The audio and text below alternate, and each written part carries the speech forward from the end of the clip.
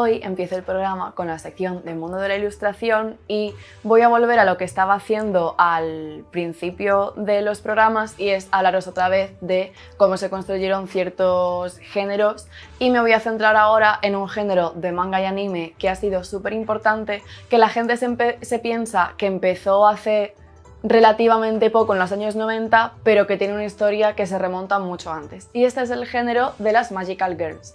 Y aprovecho porque sé que a la invitada del programa le encanta, así que bueno, puedo pájaro de un tiro. ¿Qué son las Magical Girls? O como en Japón se conocen como las Mahou Shoujo, o en español chicas mágicas. El género de las Magical Girls se caracteriza por un personaje que en general suele ser femenino y suele ser un personaje o infantil o adolescente, pero en general personajes jóvenes que van mediando entre un poco lo que es aprender de su vida y en avanzar en su vida diaria, con el tema de transformarse y tener superpoderes en ciertos momentos para hacer la misión que les toque hacer. Eso ya depende pues de la serie, del personaje, como todos sabemos. Entonces, Magical Girls son, por ejemplo, Doremi, Sailor Moon, Cardcaptor Sakura.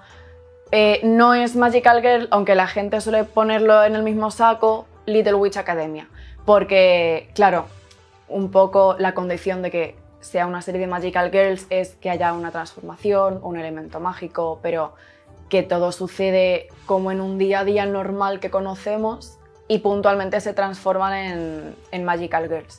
Y en Little Witch Academia, por ejemplo, pues es que literalmente va de que son estudiantes de magia. Más bien es como si fuera Harry Potter un género en sí. Así que bueno, Little Witch Academia no entra en el saco.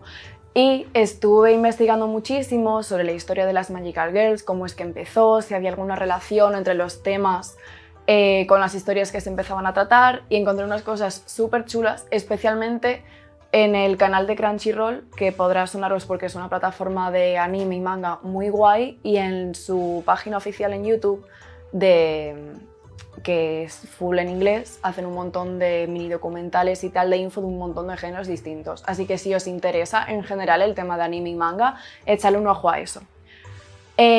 Y tenía que deciros que, claro, las Magical Girls, aunque pensemos que es algo que empezó quizá con Sailor Moon, se remonta a muy principios de los años 60. Así que os aviso que he tenido que dividir en dos la historia de las Magical Girls porque es hiper, ultra, mega largo. Así que hoy voy a centrarme en las 3 primeras décadas de los orígenes de las Magical Girls. Empezamos con el origen de las Magical Girls. Disclaimer, no empezó a llamarse Magical Girl hasta ya entrado los años 80, sino que simplemente era el nombre del personaje y Magic, o sea, Mayoko, o sea, mágica. Y en el 62 empieza a publicarse un manga. Otro disclaimer, los nombres todos de lo que voy a mencionar son increíblemente largos y encima en japonés, así que a la mayoría de las series voy a referirme solo con el nombre del personaje o de la prota. Y bueno, pues eso, en el 62 se empieza a publicar un manga de Ako-chan, un personaje femenino, una niña que desde el espacio, desde un mundo fantasioso, le envían un artefacto que es un espejito. Y este espejito le permite tener superpoderes, y cada vez que mira al espejo y dice espejito, espejito, y aquello en lo que quiere transformarse, pues precisamente puede transformarse en todo lo que ella quiera.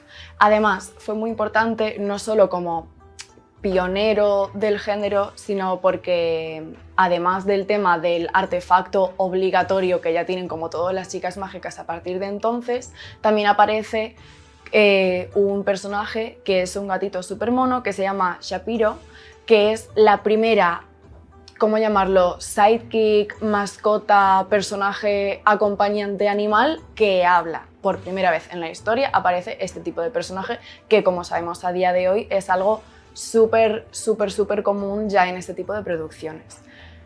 Un par de años después aparece el primer anime. Realmente también empezó como manga, pero ese mismo año también se llevó a la adaptación anime, y esto era Sally la Bruja. Sally la Bruja era una referencia directamente a la serie que podéis conocer como Embrujada o Hechizada. Era como una especie de versión muy caricaturesca y muy del rollo pues del manga de los años 60, y en el 83, que fue cuando empezó a... 83, 80, no, ¿qué digo? En el 63, 64, que fue cuando empezó el manga, empezó a emitirse el anime en blanco y negro, así que es además considerado el primer anime de Magical Girls de la historia. Y creo que fue en el 69 justamente que finalmente llevaron el primer manga que os he mencionado, el de Ako-chan, que marcó como ese granito de arena de empezar a germinar todo este género, y fue en el 69 cuando empezó a emitirse el anime de esta serie, que fue además muy revolucionario en contraste, por ejemplo, al de Sally la Bruja, porque era la primera vez que se llevaba a adaptación algo de chicas mágicas en color, o sea que era full Technicolor. Así que aquí tenemos los años 60, los inicios de las Magical Girls, y qué es lo que meten como elemento en los años 60, que ya poco a poco va a ir quedándose fijo en el género, es el tema de que las chicas mágicas tienen un artefacto mágico que les ayuda a transformarse. En los años 70 empieza otro cambio y os voy a hablar de 3 animes que fueron súper importantes. 2 de ellos que iban en una temática pero que fueron muy distintos el uno y el otro. Y es que de repente las Magical Girls pasan a ser niñas en su casa en situaciones cotidianas y súper inocentes, a que de repente haya androides, todo cyberpunk, todo high-tech, violencia, asesinatos, o sea, un montón de cosas. La primera serie que solo se queda con la parte androides es una que se llama Limit-chan, en la que la protagonista, tras sufrir un accidente, es rescatada por su padre, científico, y su padre le reconstruye por completo un cuerpo robótico, algo que puede recordar, por ejemplo, a Astro Boy y a otros animes y producciones también de estas décadas. Y la serie realmente, a pesar de esto, es como muy lo mismo, slice of life, situaciones cotidianas, justo hasta Limit-chan, todas las producciones que había habido, que obviamente había unas cuantas más, no solo las 3 que os he mencionado, seguían un poco pues el tema de situaciones en el día a día y líos en los que las protagonistas se meten por tener esos poderes que tienen, pero era como muy inocente el tono. Siguiendo esta línea del tema androides y cyberpunk, aparece el segundo anime, que se llama Cutie Honey, que a pesar del nombre no es así de cuco y bonito como podría sonar, y es de una chica que descubre, ya un poquito más avanzada la historia, que resulta que es un androide, que su padre, lo mismo, tras un accidente le ha reconstruido por completo un cuerpo robótico, y el tema guay de las Magical Girls que tiene ahí es que esta chica con su cuerpo robótico puede controlar la materia de la cual ella está hecha, entonces tiene como posibilidad 7 transformaciones, y ahí ya entra el tema de las Magical Girls. ¿Qué pasa aquí? Que ya nos vamos a temas con un poco más de acción y un poco más oscuros, porque en cierto punto en la historia el padre es asesinado por una organización maligna de turno, y todo el anime es esta chica, esta protagonista, pues buscando venganza para su padre. O sea, un cambio brutal respecto a las producciones que había anteriormente. ¿Qué tienen de guay estos 2 animes? Además de implementar poco a poco el tema de que haya acción y todo eso, es que meten por fin, si en los 60 se había incluido el elemento de las Magical Girls de tener un instrumento mágico que te permite transformarte, en los 70 aparecen las escenas de transformación, que eso sí que es algo que se ha quedado como parte obligatoria casi del género de las Magical Girls. O sea, una escena en la que se cambian de ropa, aparecen con el atuendo súper mágico, ellas súper bonitas, con efectos especiales, con música en algunos, y eso fue justamente lo que empezó en los años 70. Lo guay además de Cutie Honey es que poco a poco fue cambiando el target del público y se dieron cuenta de que tenía muchísima resonancia en un público masculino también. Entonces el manga empezó a publicarse en la shonen de los años 70, que tenía como un montón de subcategorías. Y no solo esto, sino que poco a poco se fue volviendo como más violento y fueron haciendo más y más cosas, y el anime pasó a producirse por la misma productora que producía animes como Devilman, o sea que ya pasaban a otro tipo de audiencia, en plan ya era para otro tipo de edad.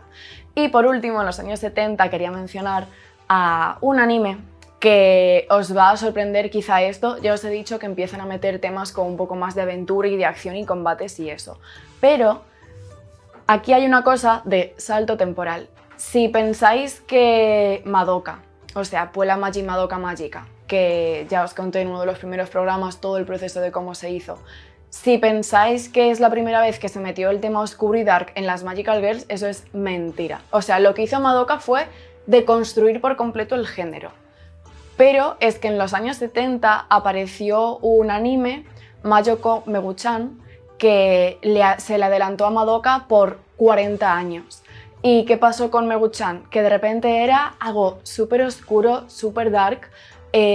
Ya la protagonista tenía una rival directa y no solo eso, sino que rompía un poco con lo que anteriormente había sido la situación cotidiana normal y problemas más cómicos con problemas que la protagonista tenía en el día a día, pero por tener problemas reales de adolescente, que sufría estrés, sufría ansiedad y cosas muy oscuras, además de que tenía un montón de subtramas ya de temas súper heavies, como por ejemplo abuso doméstico, suicidio, adulterio, o sea, cosas que dices, madre mía, ¿qué la pasa a la productora y a los creadores de esta serie? Entonces, eso como mini apunte de las chicas mágicas que tenían temas súper oscuros desde hacía ya mucho rato antes que Madoka. Y ya se puede ver también en la parte visual, que tiene una serie de colores y de códigos visuales que nada que ver con los anteriores. Y aquí saltamos finalmente a los años 80 con dos animes muy importantes que son con los que voy a terminar esta sección. El primero realmente solo es por mencionarlo, se llama La La Belle y no voy a decir mucho más sobre este anime más que fue la primera vez que se utilizaba el término Mahou Shoujo, o sea Magical Girl, así que fue gracias a este manga y anime que el género ya pudo quedarse con un nombre. Y en estos dos animes voy a hablaros de uno súper maldito, pero súper hiper mega cursed, y este es Minky Momo. Minky Momo hasta la fecha fue la chica mágica más importante de toda la historia, porque tenía todo lo guay que tenían las chicas mágicas anteriores. Era súper mona, tenía unas escenas increíbles, tenía mucha acción, tenía muchísima muchísima referencia a cosas de cultura popular, tenía combates, tenía todo. Era muy mono. Ahora, ¿qué pasa? Que por este anime, por Momo, que la protagonista era una niña muy pequeña, empezaron como ciertos problemas que a día de hoy conocemos que hay con ciertos contenidos con protagonistas infantiles, que podéis imaginaros de lo que estoy hablando, no voy a meterme mucho en el tema de las lolicon y todo eso. Así que eso, primera maldición de este anime. Segunda maldición. Bueno, este anime, si también fue muy revolucionario, es que era la primera vez en muchísimos años que se producía un anime de chicas mágicas que no estuviera a cargo de Toei Animation, que fueron como los reyes, o sea, tenían monopolizado el género. Así que este anime salió como una producción de dos empresas muy grandes. Por un lado, creo que se llama Ashi Productions, que fueron los que estaban encargados del anime, y el otro 50% estaba puesto por una productora de merchandising, porque ahí querían empezar a decir, joder, esto tiene un montón de tirón, vamos a aprovechar y vender muchos juguetes. Problema, que como decía, hicieron un cálculo un poco mal del target y el público que iba a tener la serie.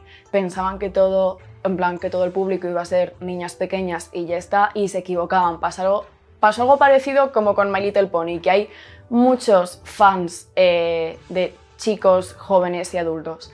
Entonces, claro, de repente el anime iba súper guay, pero los que hacían los juguetes de merchandising se quedaron ahí en plan, no vendemos nada, porque todo estaba pensado para niñas súper pequeñas que no era la audiencia de ese anime.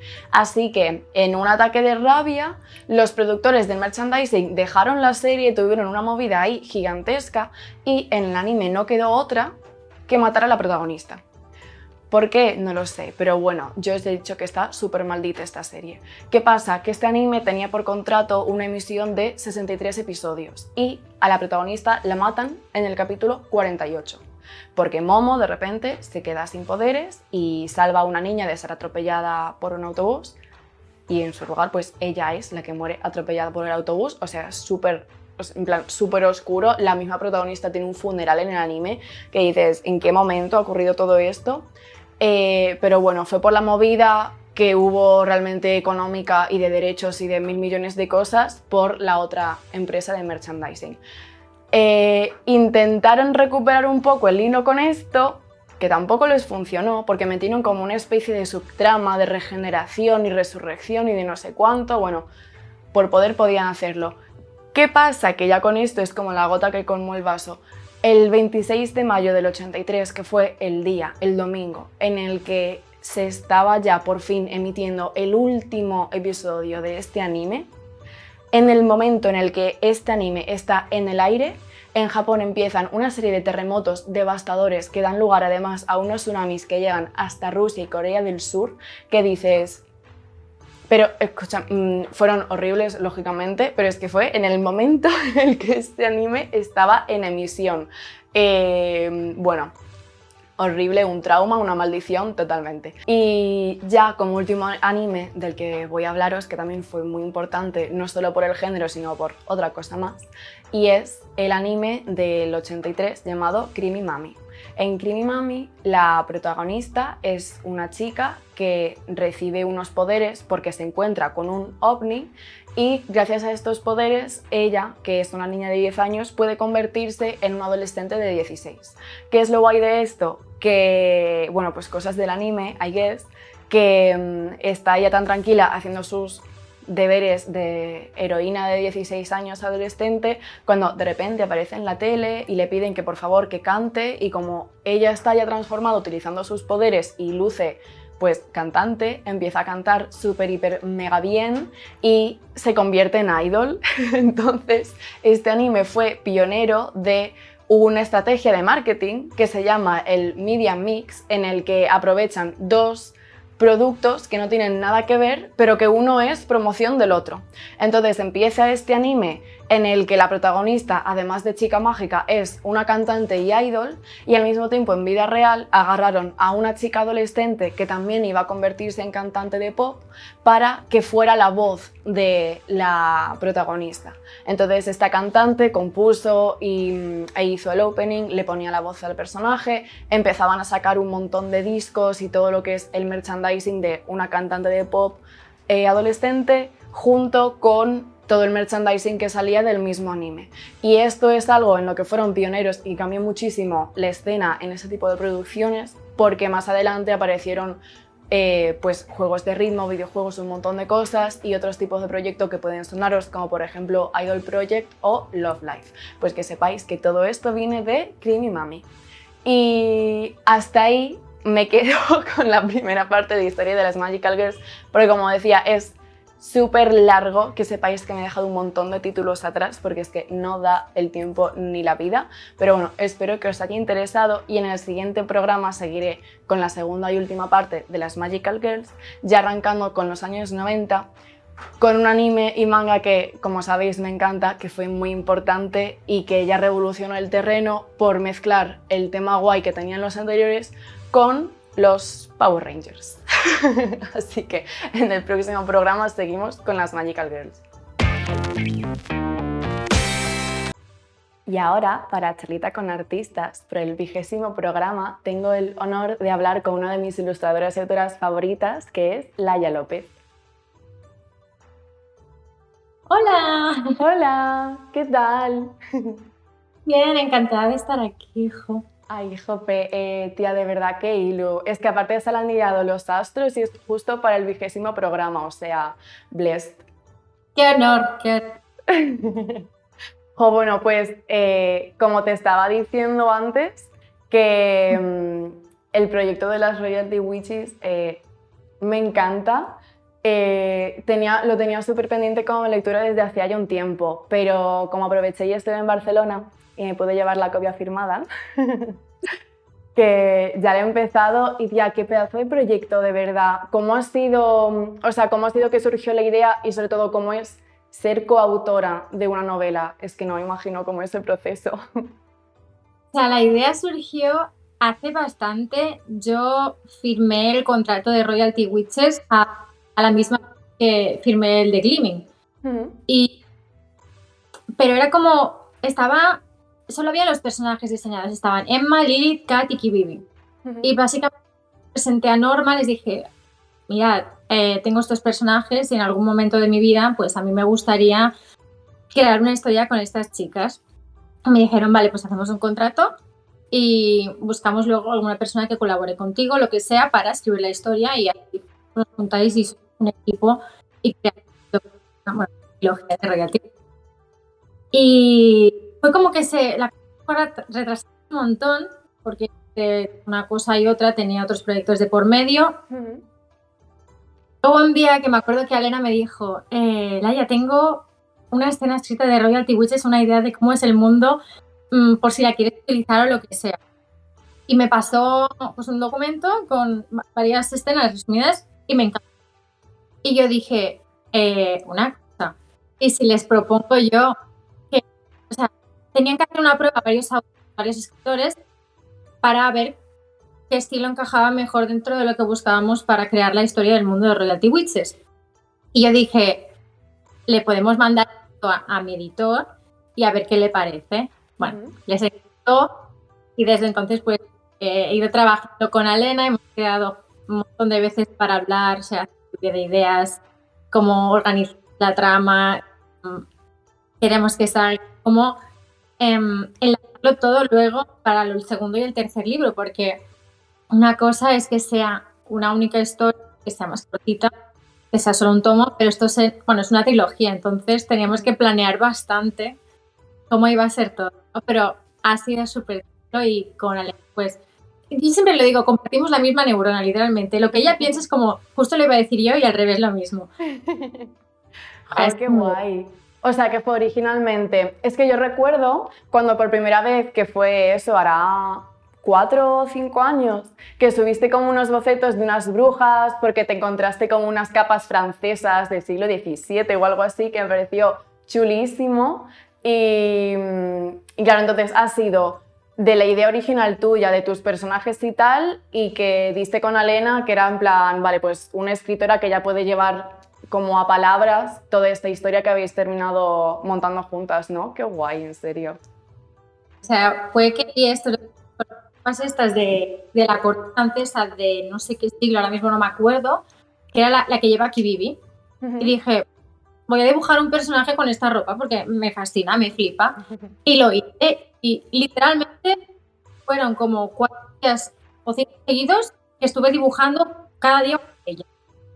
Y les iba otro como teasers de algún tipo, ¿no? Y nada, eso a la gente les gustó muchísimo e incluso a Royalty Witches los diseños gustaron. Me sorprendió porque suele llamar más atención el fanart que el arte original. Y fue como ¡qué ilusión! Muchísimas gracias.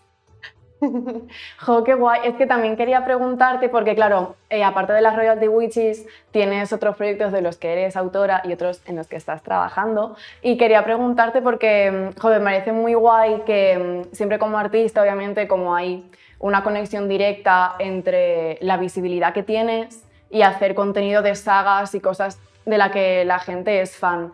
Pero que tengas como estos proyectos personales, que ya la gente vaya en plan, o sea, full fan al contenido original, es que tiene que ser súper guay. Realmente sí, y es algo que yo nunca me había planteado. Por ejemplo, con Extra Moon me acuerdo que me propusieron publicar cualquier cosa, pero mira, queremos hacer algo de sirena. O sea, no, me vinieron y me dijeron, queremos publicar algo tuyo 100%. Claro, y a mí ahí me intimidó bastante, porque nunca había así. Y con mucha presión y mucha expectación que la gente espera de mí, si estaré a la altura o a las expectativas que tenga. Y la verdad es que luego fue bien recibido la historia. Muchísima gente venía a las firmas, yo flipé, creo que fue la primera vez que vino tantísima gente a presentaciones, a firmas. Bueno, no, fue para esto porque me pilló para no, ¿sabes? Pero para Strawberry sí, y la verdad es que es una historia muy sencilla y porque dije, no es nada rompedor, nada que digas, wow, nunca he hecho algo así. No sé, era como algo que había hecho para mí y para a lo mejor a algunas cuantas personas que también les gusten las historias tranquilitas que te puedas leer en una tarde de lluvia con tu en un y no Sí. sé, o sea, fue súper, no sé, muy bonito. Y justo te iba a decir eso, que como siendo artista que tiene como a todo ese público detrás y con el tema de, jope, que también un poco el síndrome del impostor, con decir, ¿es por estas sagas porque tienen muchos fans o es por el tipo de fanart que hago yo?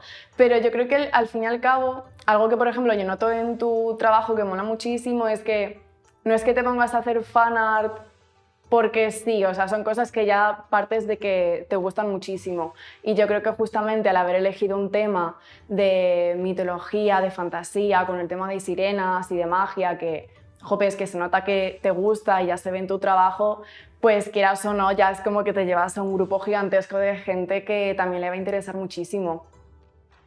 Ya, pero sí que es verdad lo que has dicho del síndrome del impostor y el hecho de que yo muchas veces le he dado vueltas a realmente me han cogido por esto, por mi estilo, por cómo trabajo, por lo que hago o por la cantidad de gente que puede llegar. Porque, a ver, no lo niego que eso también ayuda muchísimo. Es estilo. No sé, ¿es mi trabajo lo que están valorando o están valorando también otra cosa? Claro, Pero claro.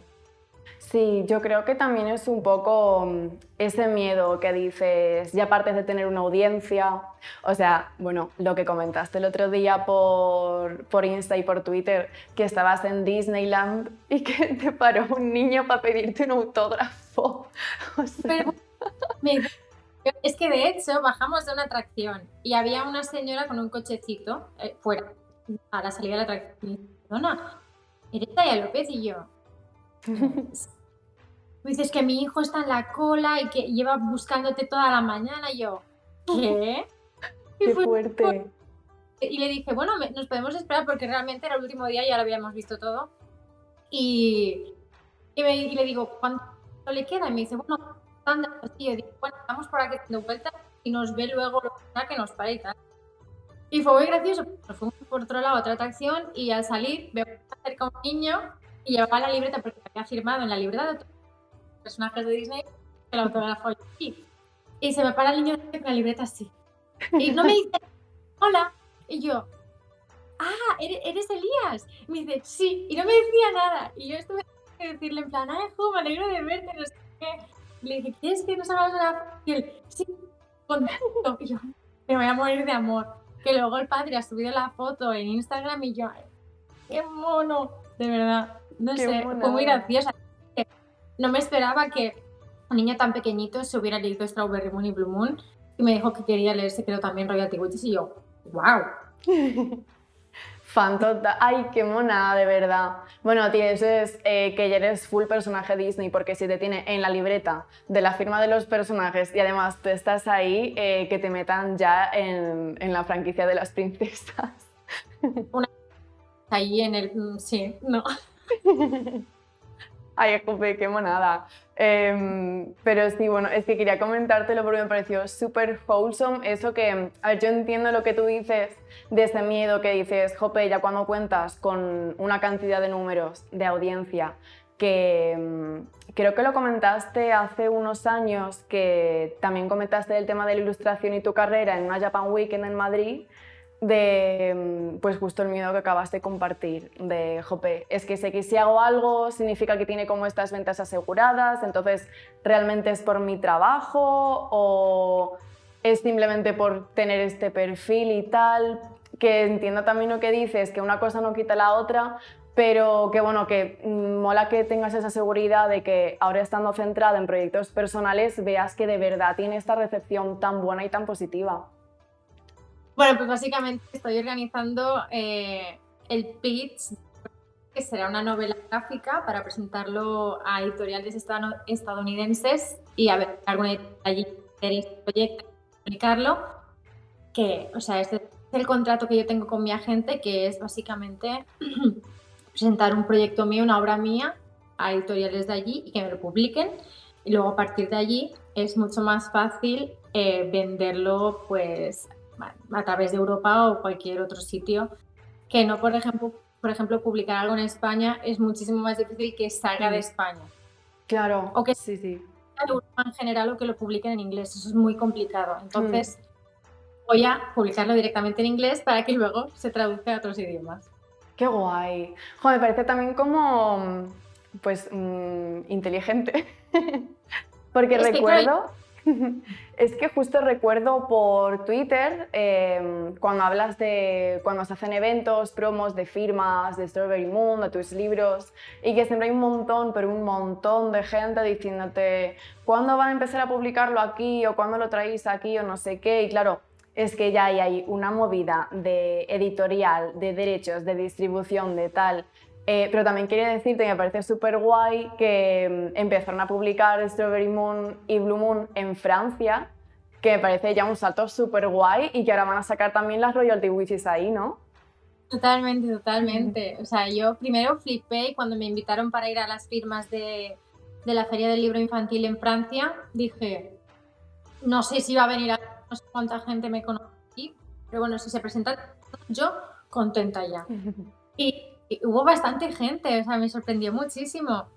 Y estuve hablando con ellos, fui a visitar la editorial y todo, y súper contentos, súper amables. Ya me dijeron que les gustaría ser como la editorial que me publiquen todas las cosas que saque pues en Francia. Y yo, qué guay, qué guay. No sé, una fantasía, yo flipé, yo dije, madre mía, estoy soñando. Qué pasada, tía. Jo, es que tiene que ser súper guay. A ver, quieras o no, es que tienes un montón de público y fans en plan internacional total. Y es muy distinto, ¿crees? Porque claro, esto te lo voy a preguntar, cuando has publicado obra original tuya, siendo autora aquí, es porque ya has trabajado con esa editorial antes y te lo han propuesto, ¿no? En plan, oye, queremos publicarte algo de lo que seas autora, proponlo. Es muy distinto preparar un pitch y cómo montar una historia cuando te la piden ahora que estás intentando buscar alguna editorial, o es un poco de, bueno, se va echando y mandando y a ver cómo va. A ver, bueno, como ahora estoy un poco en el proceso de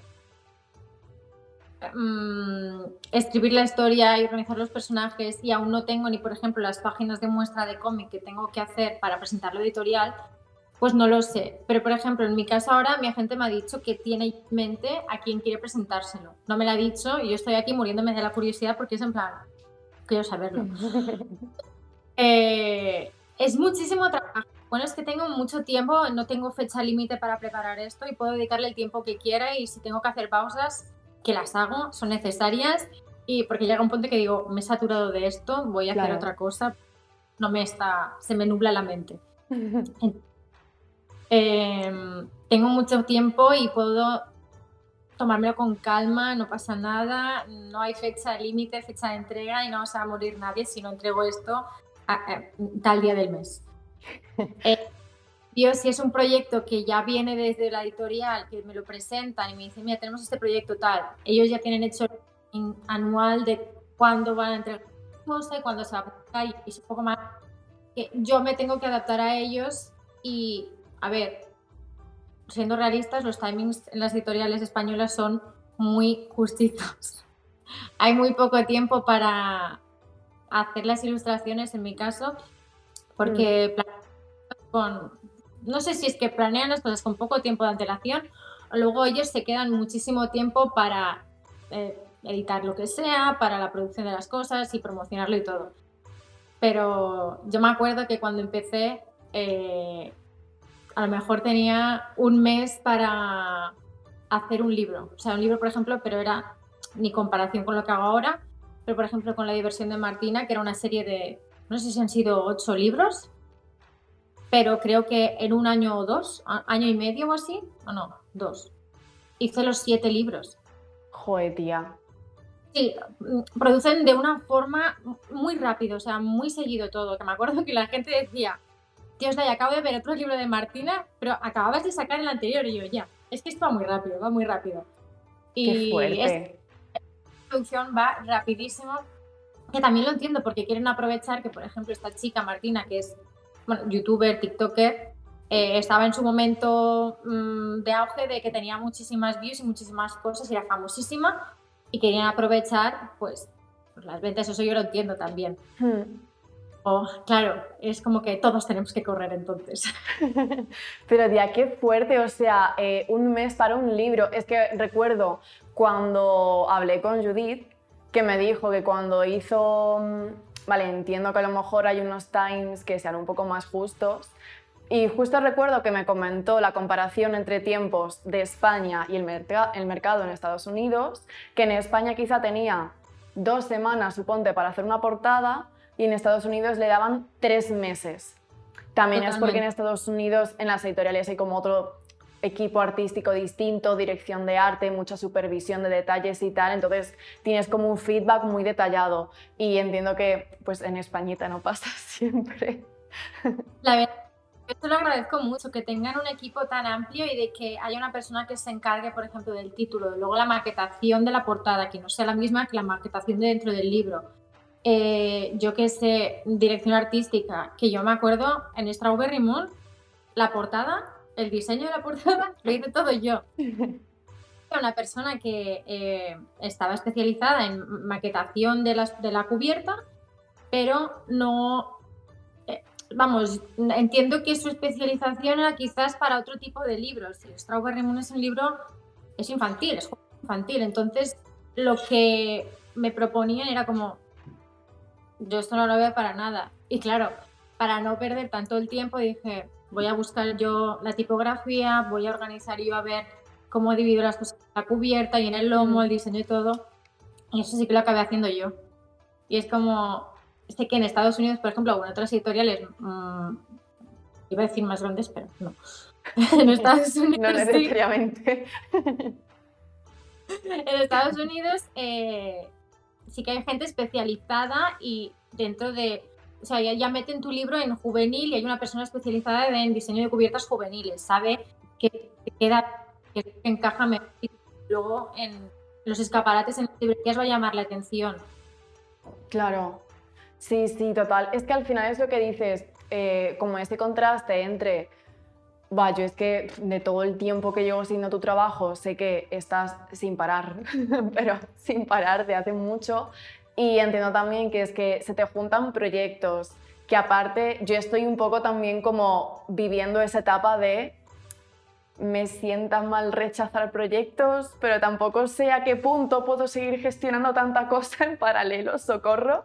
Pero qué movida, tía. Y igual está súper guay que... Yo creo que da un poco de rabia que en España, donde realmente se consume muchísimo el tema de ilustración, de arte, de libro, de muchísimo cómic y de novela, sigue como faltando ese punto, como ese ajuste de tuercas en las editoriales, de decir, venga, un equipo bien formado, porque sé también por muchas amigas que además tenemos en común y eso, que a veces es que recaen en ti una serie de responsabilidades, lo que tú dices, de rótulos, de títulos, de diseños de miniaturas, de cosas que dices, tampoco sé si tengo yo la capacidad para hacer esto.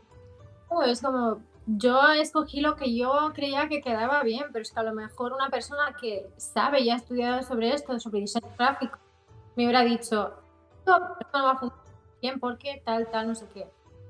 Pero sí que es verdad y creo que el problema reside en que hay mucho equipo para literatura adulta, pero para infantil y juvenil hay como que lo dejan un poco de lado porque es menos importante, cuando yo creo que es todo lo contrario. A lo mejor un libro de literatura adulta, de lo que sea, de cualquier género, el diseño de cubierta o lo que sea, pues puede ser más sencillo. Pero literatura juvenil, algo que los niños les llame la atención, o sea, infantil, es mucho más complejo. Es como que, no sé, desde mi punto de vista, creo que falta darle bastante importancia a eso, porque al fin y al cabo es lo que luego los niños pues se enganchan a leer y que es lo típico que dicen, no, es que a los niños no les gusta leer porque les obligan. Es que claro, tú no puedes obligar a un niño a leer porque le acaba cogiendo manía a la lectura.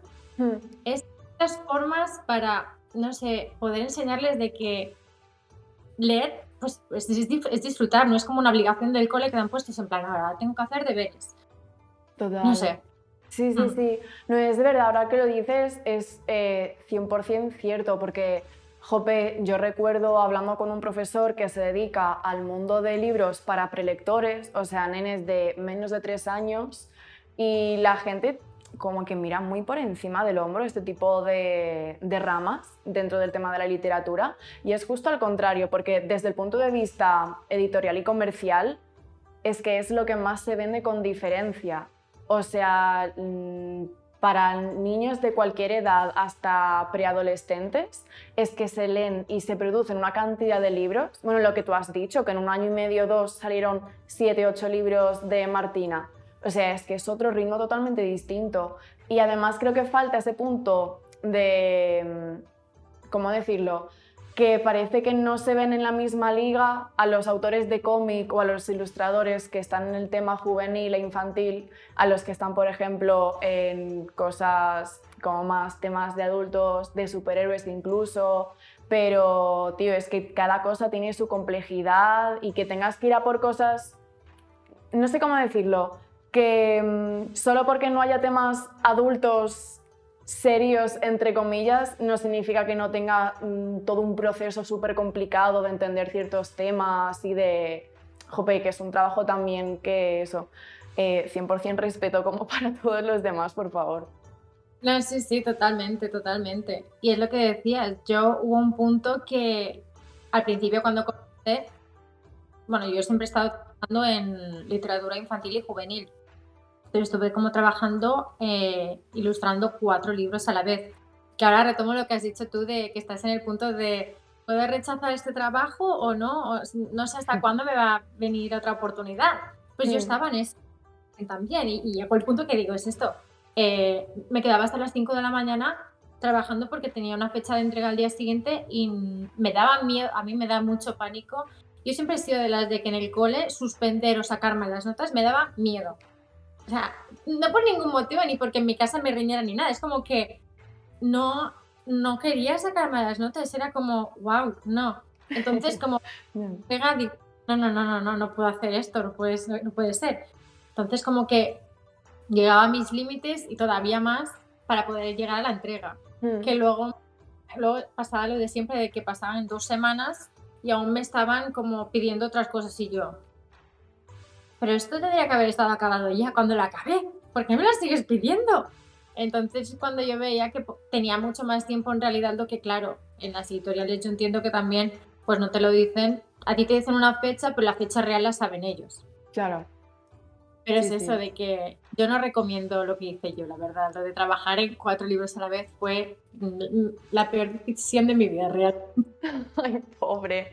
Es que aparte, es lo que tú dices, de repente mandas, todo bien, has cumplido con la fecha de entrega, pero imagínate que, uy, es que hay que cambiar esta cosita, es que no sé cuánto, y de repente se te van juntando una cosa con otra, y a lo mejor uno piensa que porque estás en épocas distintas de cada uno de estos libros o sagas, como que se van a ir compaginando la época fuerte de cada una.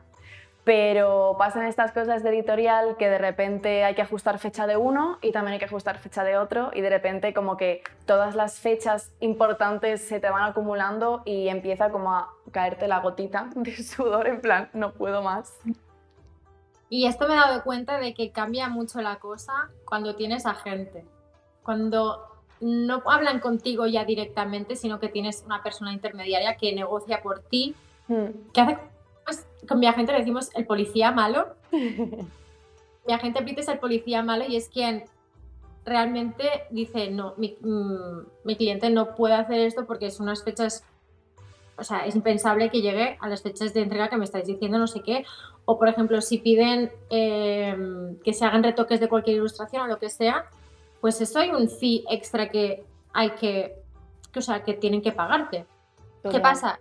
Lo pedían a mí cuando yo no tenía gente, me daba muchísima vergüenza y mucho reparo pedir eso. Digo, Dios, me van a decir que voy de flipada. Pero es que realmente es algo que es lo normal, es lo normal. En las editoriales no les, o sea, te piden que entregues esto para un día que digas, wow, de locos, pues entonces pues yo también pido. ¿Qué pasa? Que yo entiendo también, porque yo he estado allí y si no fuera por mi agente seguiría estando así, no pediría estas cosas y me quedaría pues en plan, bueno, vale, pues lo hago, pero no. Y es como que cuando está la gente de por medio, las cosas cambian ya.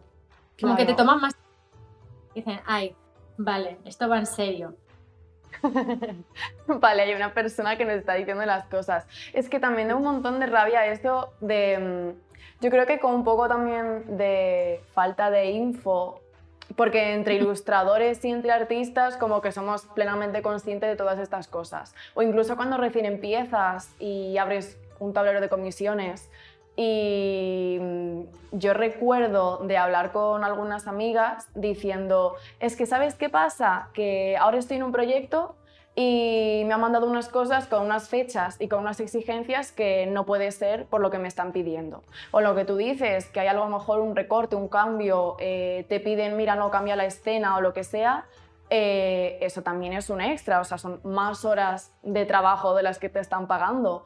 Pero como sale ese punto de vergüenza y de que realmente a las editoriales, a la gente que lo pide, creo que no se les ha empezado a exigir estas cosas hasta hace poco, hay como esa confusión de decir, ¿se puede pedir? ¿No?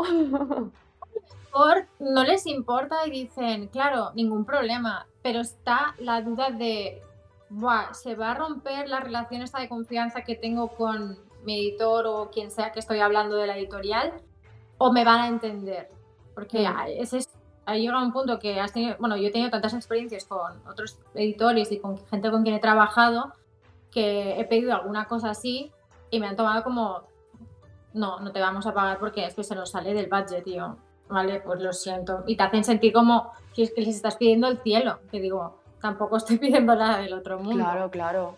No, no, es que aparte, tía, es que estás trabajando para ellos, no estás, no, ni estás tú haciéndoles el favor a ellos, ni ellos a ti. Yo creo que falta como un poco ese punto de, no sé, creo que como artistas en general todos tenemos como globalmente ese síndrome del impostor de decir, pues es que no sé si vale la pena, si van a respetarlo, si les estoy exigiendo mucho, pero es que al final es un trabajo, o sea, quieres algo extra, pues también va a ser extra para mí, para mis horas y para lo que hay que pagar y exigir.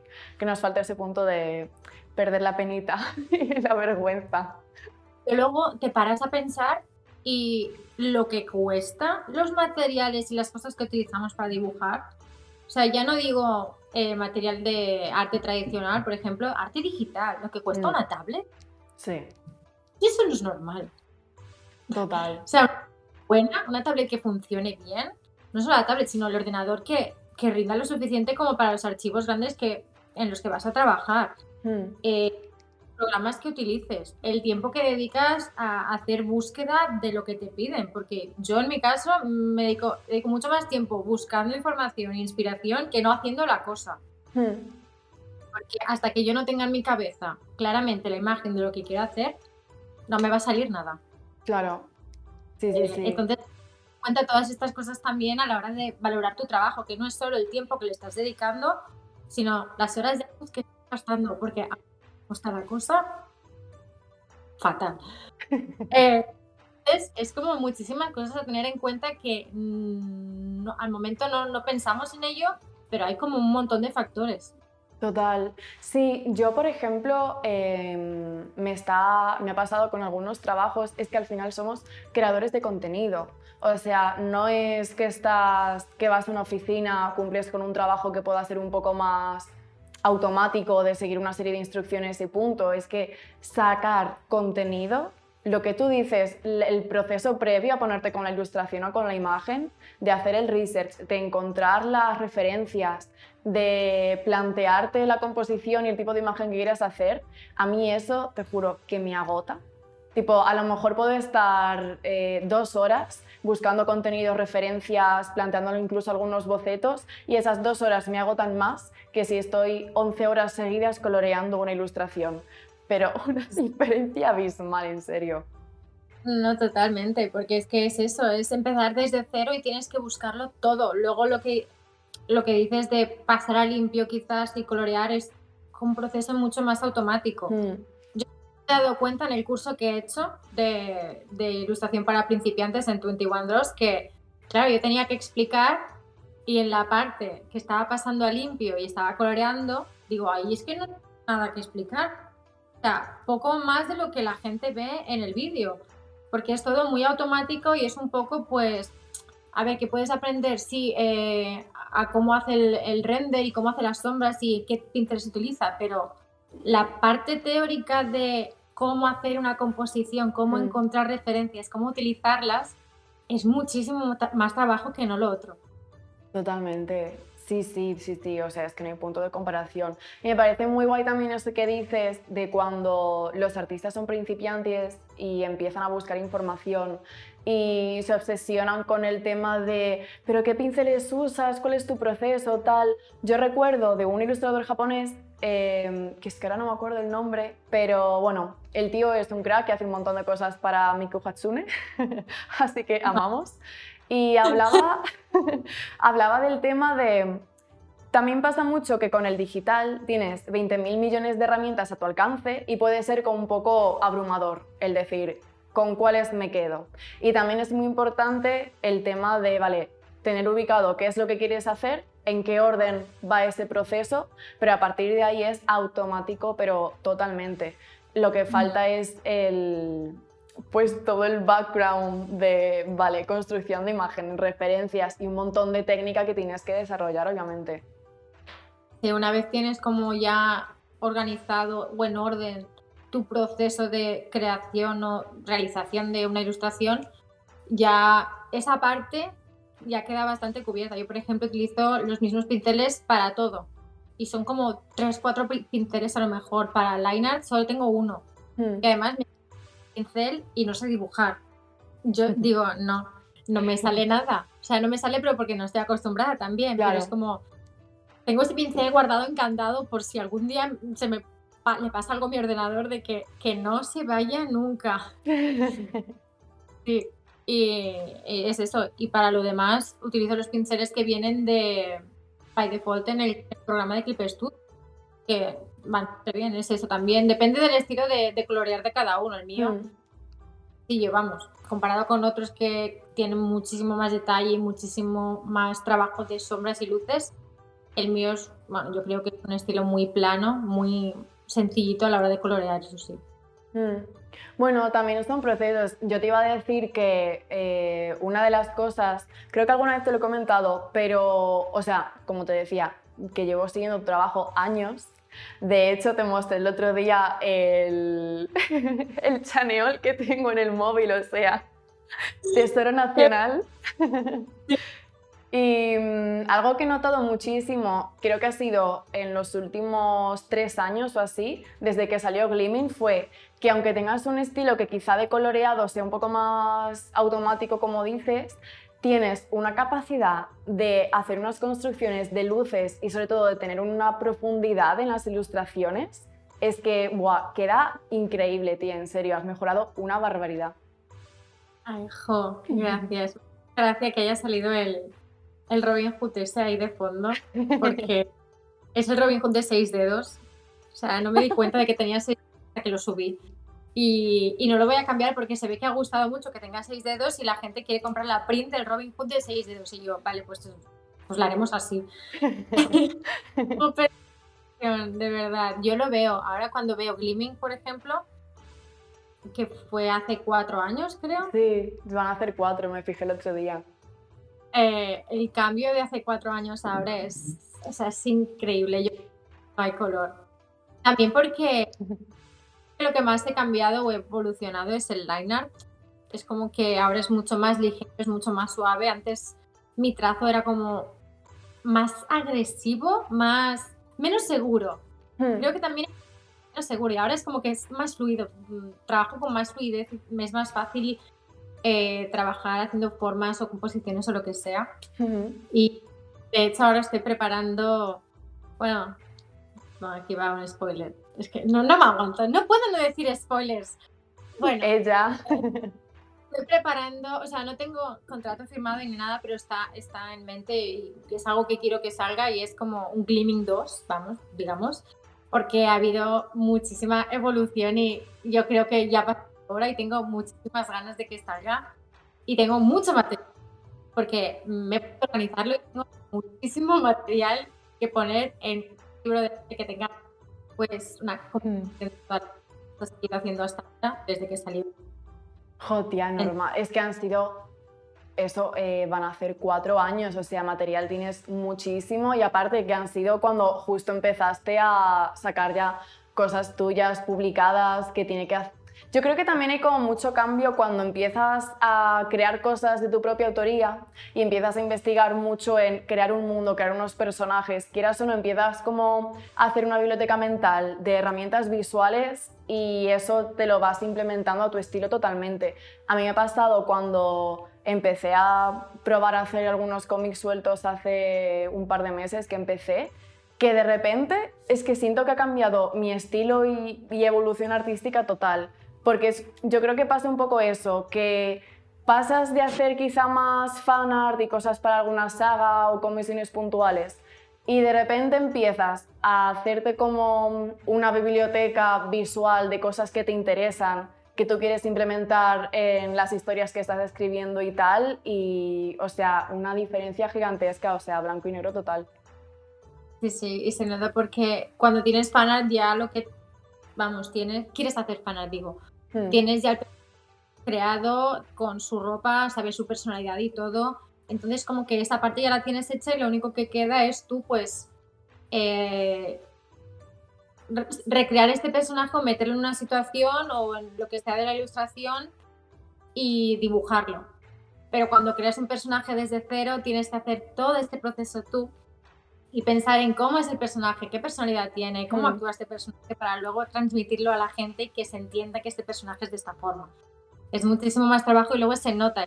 Y a mí me gusta mucho ver que se vean los personajes, la personalidad que tienen y no sé, las expresiones que hacen y que Hmm. a través puedas entenderlo y como que parezca más real.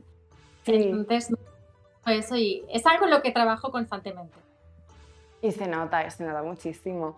Que, bueno, que seguiría hablando contigo 3 horas más porque hay mil millones de temas, pero quería preguntarte para acabar si tienes algo que quisieras recomendar, ya sea algún anime, algo que estés viendo, leyendo que te guste mucho, o un videojuego incluso, lo que tú quieras.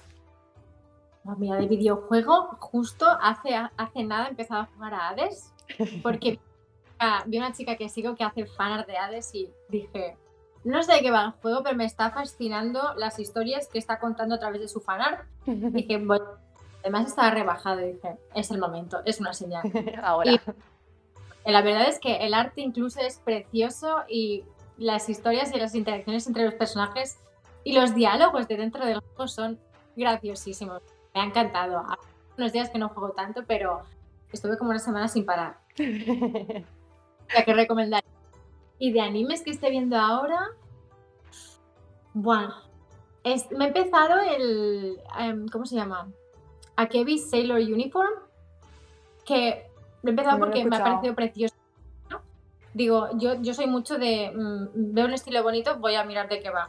Y la verdad es que tiene una animación súper bonita, el estilo es precioso y además yo seguía no sé si es ilustradora y autora a la vez o es solo ilustradora, diría que es de las dos cosas, no estoy segura, pero tiene preciosísimo y es un slice of life, es súper tranquilito de ver, súper adorable, no sé, es muy tierno la verdad, o sea que lo recomiendo bastante. ¡Qué guay! Ay, pues apuntadísimos. Jo, qué guay. Ya como todo, cada vez que mencionas algún nombre de alguna cosa, de repente es como que de todo eso sube la audiencia. Es que, jolín, ojalá, ¿eh? Así, influencer de animes, ¿no? Jo, pues nada, Laia, que muchísimas gracias por pasarte y nada, que espero que cuando salgan cositas nuevas volvamos a tener una conversación, una charlita. Hijo, me ha encantado estar aquí, me lo he pasado muy bien. Ay, me alegro mucho, Jolín.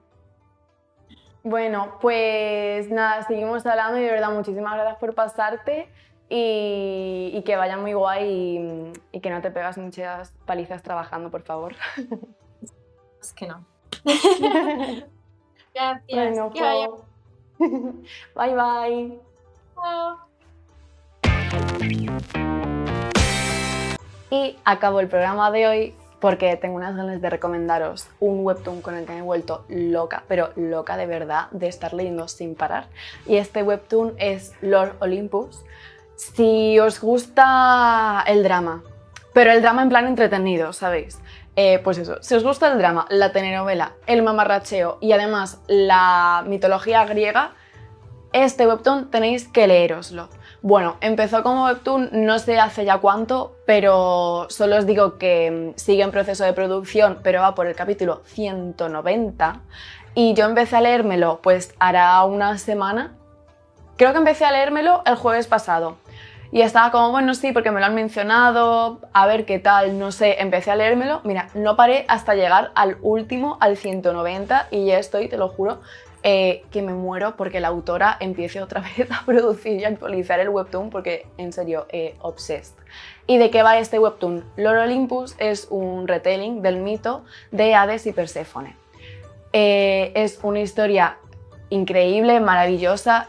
Yo creo que he leído un montón de retellings de esta historia que siempre me encanta, pero la de Lord Olympus es de verdad de las cosas más entretenidas que he leído y visto en mi vida. Además, el estilo que tiene la autora es increíble, utiliza unas tramas y un uso súper inteligente del formato del webtoon, que es un lienzo infinito constante hacia abajo, además de unos códigos visuales que tiene súper gráficos y súper chulos, que de verdad, si al menos os interesa ese estilo de dibujo, dadle una oportunidad porque es chulísimo. Y además, como os comentaba en el primer programa de Animatoon, lo guay del webtoon es que es gratis para leer, o sea, os bajáis la aplicación en móvil, en iPad, en lo que queráis, incluso en la página web podéis leerlo y el acceso es gratuito a todo lo que queráis, así que aprovechar por ahí. ¿Y qué pasa con Lord Olympus? ¿Qué es lo que cambia de esto? Bueno, el mundo como sigue un poco lo que es el esquema en la mitología griega, en la que por un lado está el Olimpo y por otro el mundo humano, real. El mundo humano, donde, o sea, de los seres vivos normales, de los mortales, sigue un poco como en la época clásica griega. Pero el Olimpo es actual, o sea que todo en el Olimpo es como si fuera pleno siglo XXI, súper guay, con unos diseños chulísimos. Hay programas de televisión, hay universidades, los dioses llevan sus propios negocios, es súper chulo. Y no os quiero dar muchos detalles, pero sobre la historia, porque de verdad creo que es algo que en cada capítulo te deja como al borde del asiento y necesitas leer más.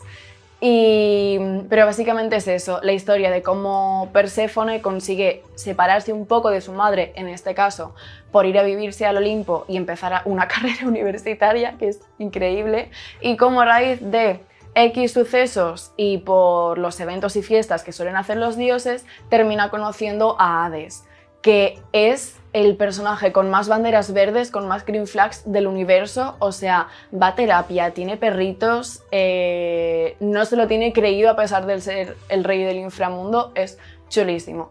Así que, como siempre, por Twitter yo os compartiré los links a todo, pero de verdad que estoy, mi cabeza ahora mismo es como una especie de bucle de Lord Olympus, solo estoy pensando en este webcómic todo el día entero, así que espero que si os lo empezáis tengáis una obsesión sana como la que tengo yo.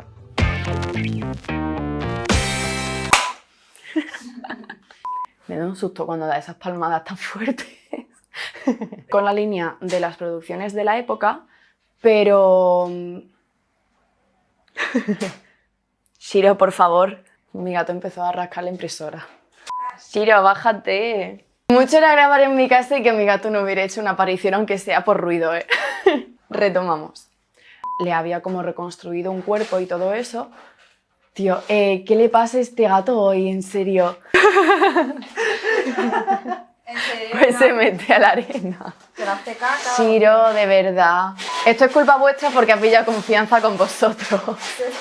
Shiro en este programa ha dicho: no me gustan las Magical Girls y como no puedo hablar español te lo comunico haciendo distintas cosas. Ahora retomamos. Este anime es... ¿Cómo era este anime? Vale. Retomamos.